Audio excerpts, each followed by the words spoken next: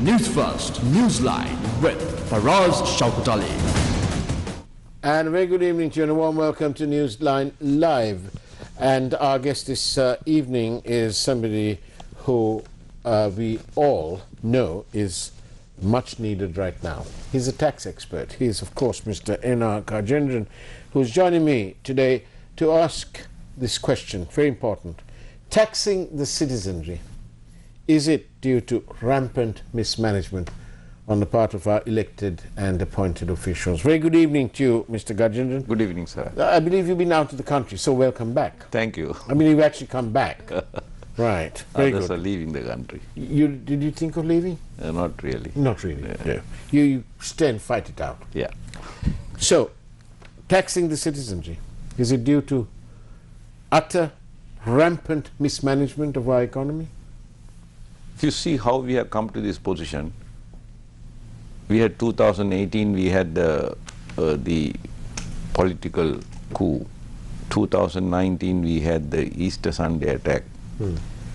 Then we had the COVID. Or before that, we had the elections, and we had the COVID.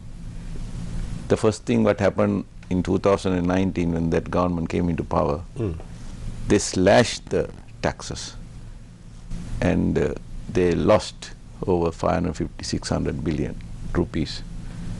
600 billion. 6,000, 600. 6,000 million. Yes, 6,000 million. Yeah. No, 600 billion is 600 Oh, million. 600 billion. That's a 550. lot of money. Yeah. 1,000 million is a billion, right? So 600 billion, and they had to meet their expenditure. There was no curbing of the expenditure. They went on printing money, and the central bank justified that this is the new theory, the monetary or the monetary management theory, and kept on printing the money.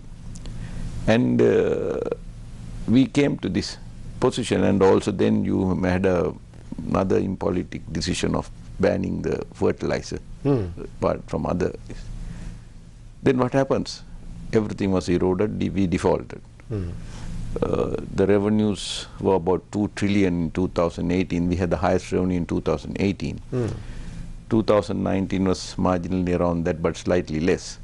Then in 2020 we dropped.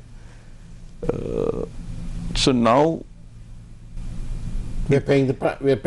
We are paying the penalty, and you are trying to hit the people, and that's being justified by the authorities. For us now, if you see, the paying taxes is always unpleasant.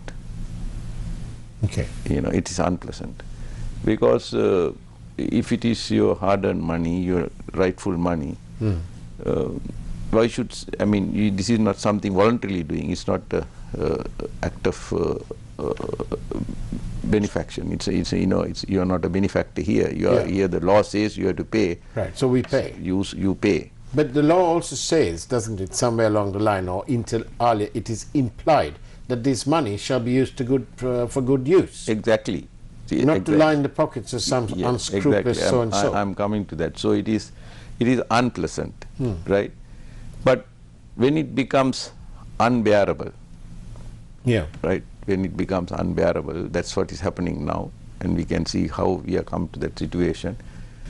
And when it is arbitrary, because we know in the interim budget you give run rates, now then suddenly after that when the bill comes the rates have gone up, the slabs have gone down. It's pretty arbitrary, right? Indeed. The taxes lose the legitimacy. It loses the mandate to collect taxes. So when that happens, it is not going to be easy for anyone. And I can tell you that the earlier government lost its legitimacy and the mandate because of slashing of the taxes. Now if this monumental increase in taxes is not done, is managed, this government will also have its own challenges. Because if you see, the taxes have, the indirect taxes have gone up from 8% to almost 18-20%. Income taxes are the rates are doubling from 18% to 36%. The slabs have come down. All this is happening. This is the legislated form of tax. All this is happening where if your value of money, because of rupee depreciation and demand and supply mismatches, it has almost become 25% of the original value. So virtually when you don't have the purchasing power depleted almost by 75%. Why I say 75% is if you see the prices in the market, some of the most of the essential goods, basically triple, quadruple from what was there in 2019. So when under those circumstances, if you impose these taxes, you are going to be, it's going to be a big call on the people. Thank you very much for your messages. 0772 300 305, including the one that says, please try and smile. But honestly, what is there to smile about? Our economy is now approximately $60 billion, down from the when it was about 80 billion. So 60 billion is around 23 trillion rupees, give or take a bit. Yeah? It's about 65 billion. Yes, okay, so a little bit more then. If the tax is 10%, that would be about 2.3 trillion. Yes. How realistic is it for this government, with its current setup, administrative-wise, how easy or plausible is it to collect this 2.3 trillion? No, they can collect the 2.3 trillion because for 2022, the revised estimates is about 2 trillion. Right. So collection is not no, because now with the rates have the VAT rates, social SSCL rates have been introduced, and also income tax rates are being double basically. Slabs have been slashed. So, and I think I heard someone in the government saying they are hoping to increase the revenue by 65%. No, yes, it says here, it is reported in the Daily FT, quoting the State Minister of Finance, Ranjit Siamalapitia, it is critical to boost the government's income by 65%, of which 90% is expected to be obtained via taxes. I think what you said earlier was the previous president had to leave because he slashed taxes. Liz Truss sort of followed him there. But this president might have to leave because he's raised taxes. No, it has to be managed. It has to be managed. It has to be managed, and some management is being done because when the bill went to when the Inland Revenue Bill was released, a lot of people have gone because why there is no mandate, no legitimacy of the taxes, because many people even have gone to courts being the taxes are unconstitutional. So there are 3 clauses in the bill the authorities have agreed to remove. Right, because they're so atrocious. It was because it was arbitrary and it was callous and capricious. The 3 clauses, one one is on this estimated tax, where you have to estimate the tax and pay it on a quarterly basis. The assessor, the assistant commissioner, the assessor, was given the right to estimate it without even any evidence as such, and there was no right of appeal. So that really was a bit arbitrary. That was this thing. When the department makes an assessment, you had the time of 1 month to appeal, which is generally not enough. Because you had to make, you had to formulate your grounds and establish the evidences for you to make a proper appeal. That was brought down to 14 days. So the right of dissent, the right of appeal, which is rightfully due to a taxpayer, was being eroded substantially. That has been removed. And the third one was on when tax assessments are made, and even if tax on appeal, the taxes have been deferred, the penalties are being imposed in spite of the matters were not finalized. So that is being also removed. So any of these were not provisions which was would have, by removing the government is not going to lose revenue, but then they are regaining some credibility in the hearts and minds of the taxpayers. And once again, thank you very much for your questions. We taxpayers should not pay taxes for politicians to live extravagant lives. We don't see a single politician having any issue. Why do we have to pay for them to party?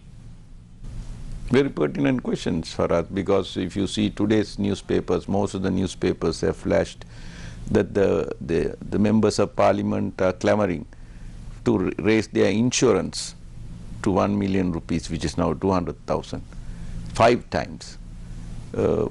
I think they are living somewhere else. They're living in cloud cuckoo land. Yeah, so I mean, naturally, when that type of behavior is seen, I don't know whether the media is overreacting, but if that's increasing, that's the last resort of the scoundrels, to blame the media. Yeah. Really, because the media is not overreacting to anything. Yeah. They're just pointing it out. Yeah. And So if it was balanced on the other side, we'd have nothing to report about. yeah, if it is wrong, then they must come and say this is not the case. Well, yes, why don't they? Yeah. I mean, and for this, for example, we'd love to have State Minister Ranjit Sembalapitia on this program. Sharon Ranattunga, do give him a call, because on in this thing, which is the appropriation bill numbers, all right, it says here total expenditure 3.6 trillion. Right? Daily FD, 1st of November. 3.6 trillion. 4.43 trillion. Yes, that is the recurrent expenditure. Yes, but the gross borrowing requirement is estimated at 4.43 trillion. But over here it is 3.6. Yeah. It's a slight mismatch. Yeah. They can't add up. Yeah. Generally, the appropriation bill and the budgetary outturn, there will be mismatches, because if you see, last year the recurrent expenditure was about 3.6 trillion, yeah, and now this time is 4.8 trillion. Yes. Even if those numbers are correct, the recurrent expenditure is going up by 1.2 trillion. So there is no focus, though there is so much of emphasis on the revenue side. Where is the emphasis on the expenditure side? Just to let you know, the recurrent expenditure of the Ministry of Defence is 360 billion. Capital expenditure per the bill 2023 is another 50, and so total expenditure estimated at 410 billion. In a non-war situation. I just thought I mentioned that, non-war situation. Yeah. So again, nothing much to smile about here.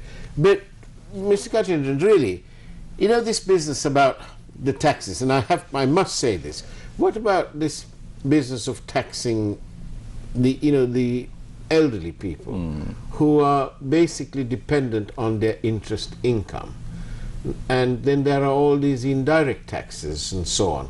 All the goods and services, the banks, everything is being charged for. So in short, it's at least double, maybe even 3 times. And the elderly people, they've got nowhere else to go to. That's all they have. That's it. Yeah, the one argument someone can put forward is that look here, now you get interest at the rate 20, 24, 30%. Yeah. So you are going to get a fair amount of increase in your interest income, because these pensioners, they live on the interest income. But that being said, even though you are going to get higher quantum of interest income, the value of money, as I told earlier, has dropped, because if you had 100,000 rupees before COVID, and if you have the same 100,000 rupees now, yes, the 100,000 rupees before COVID, the exchange rate, and when you compare now, it's the exchange rate, the rupee has depreciated by half. Yeah. So that 100,000 will come down to about 50,000. And then because of the demand supply mismatches, the price, it will be another 50% off. So it's what was 100,000, but you could have was worth before COVID, is now worth only 25%. And now you come and put a tax on over that, virtually you will have no money left. It's almost laughable, but it's actually pathetic that our Ministry of Finance, who I suppose is the ultimate arbiter of all of this, has sort of made his mind up to tax people who are earning $270. 270. That's $9 a day. Really? That's what it amounts to? Are we that desperate? 270. Mr. Ramukwala said that 1 lakh is a lot of money. Yeah, $270. There can be silent evaders on this amount. $9 a day. Yeah, because even a three-wheeler, with the prices all going up, he will have to make at least 3, 4, 5,000 rupees a day. Yeah. And if he so is the Basanas working now. Yeah. So you can't get them now for anything less than 3, 5, 4,000 rupees. Yeah. So all of them, whether they are going to pay the taxes is the question, because 100,000 is virtually nothing now. It's $270 a month, $9 a day. On that note, let's go for a quick break, and we'll come back and rejoin Mr. N.R. Gajendran, tax specialist. See you on the other side.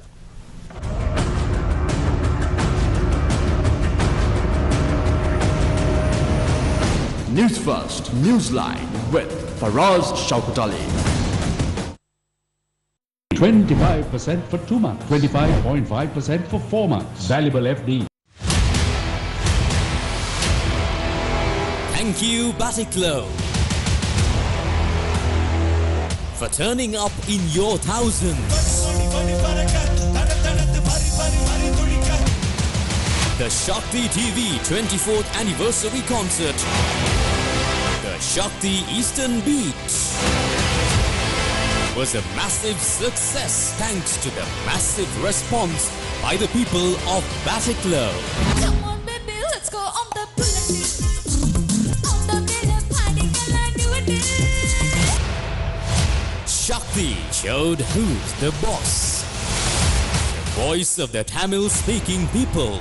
Shakti TV. 15 suspects arrested for the death of the police sergeant in Kabitigo level.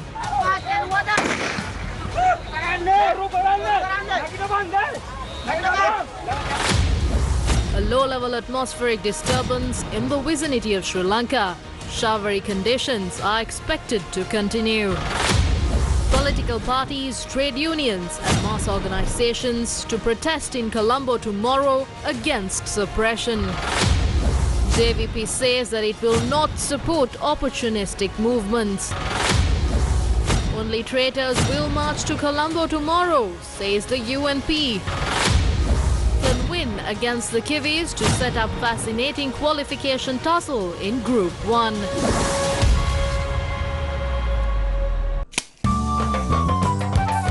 ලොවටම එළිය දෙන්න දිලෙන සූර්යා අමතක වෙන්නෙම නැති නමගේ සූර්යා මොහොතින් දැල්වෙන ගිනි කුර සූර්යා කවදත් නමගත් ගිනි පෙට්ටි සූර්යා කවදත් නමගත් ගිනි පෙට්ටි සූර්යා කවදත් කොතනත් සමගේ විශ්වාසය දිනාගත් අංක එකේ ආරක්ෂිත ඉටි ගිනි පෙට්ටි සූර්යා ගිනි පෙට්ටි.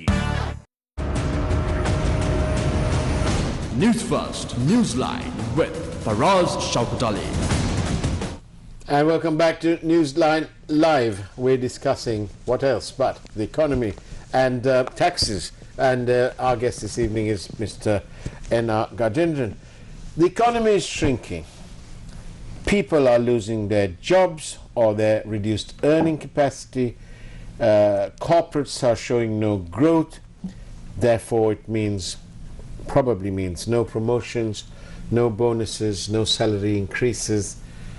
What do you think this is doing to the mental health of our working community? It's hugely challenging.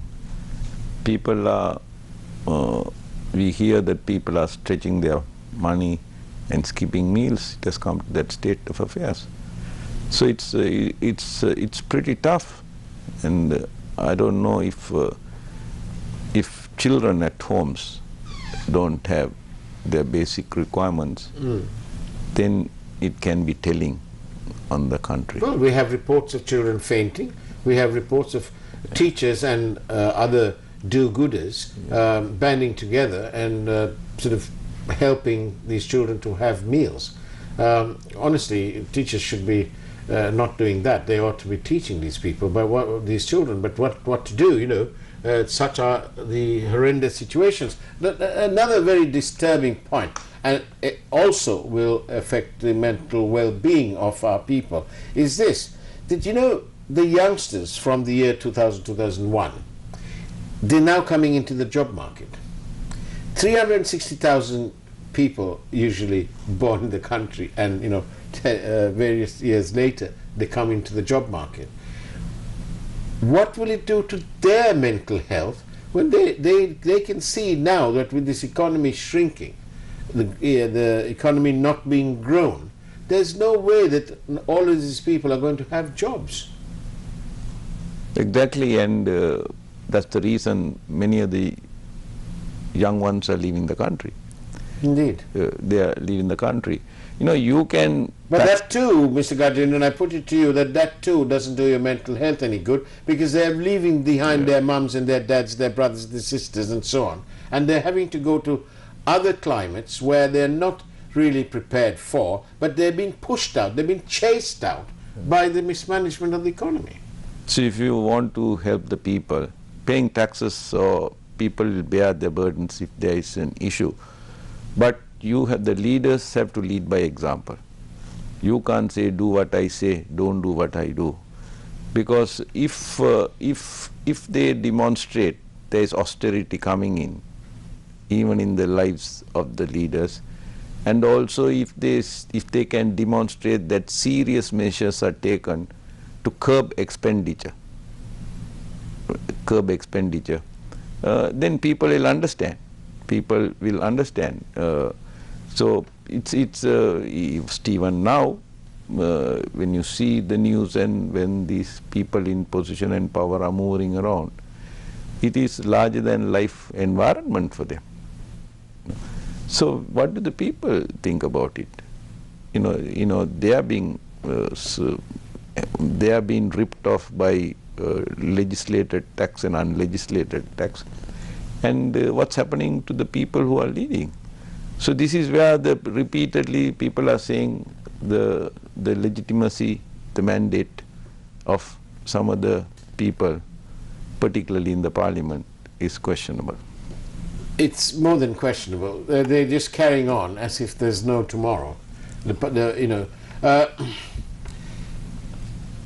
the government have money to cope with all these depressed souls? That's what we are trying to be taxed.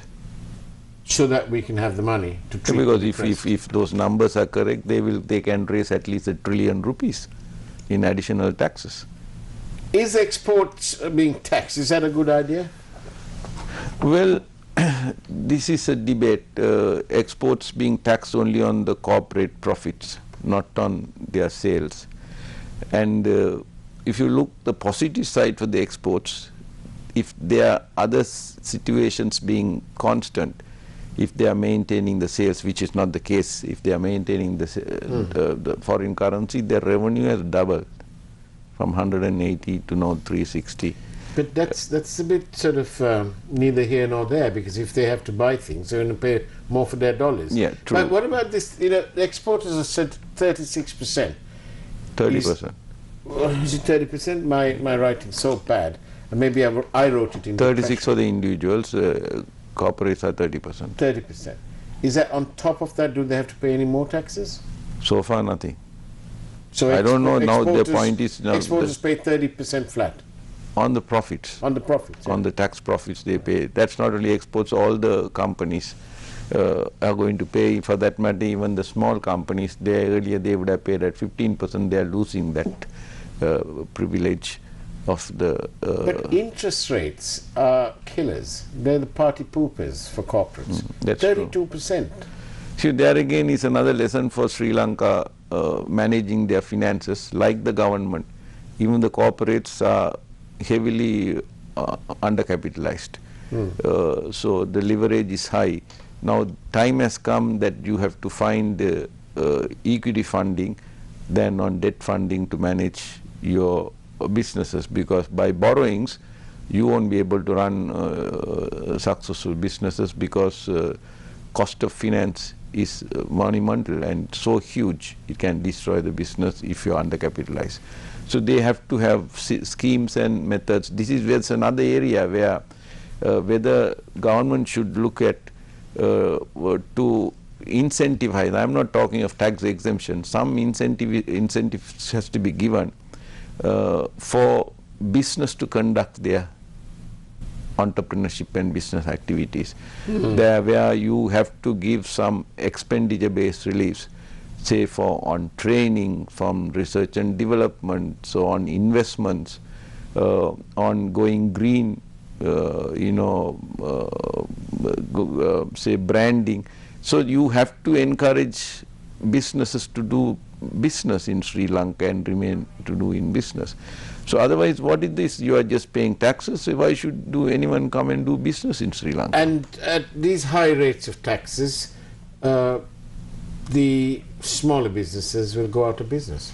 Yeah, definitely they have already gone off of business and will be going out.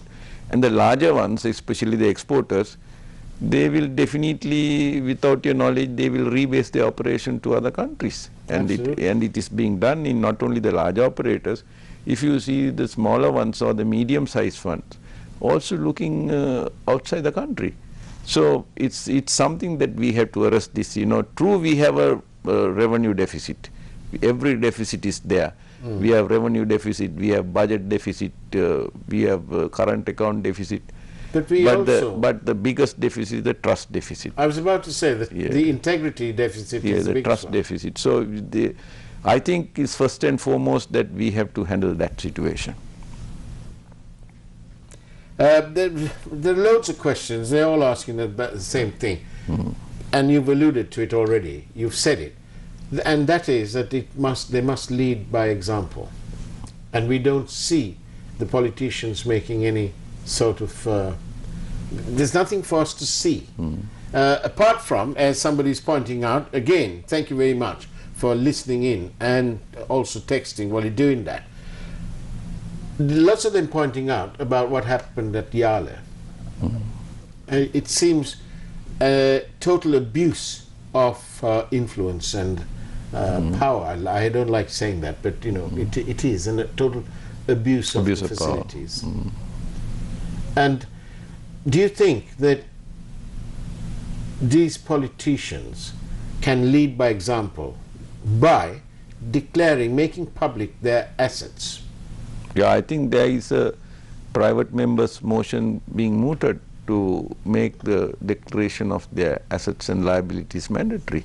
If all these people were worth their salt, they would all, without any prompting, on their own, they'd say, here's our asset declaration for everybody to see. Isn't that the best way forward? Yeah, that's not going to happen. It won't happen. It won't happen.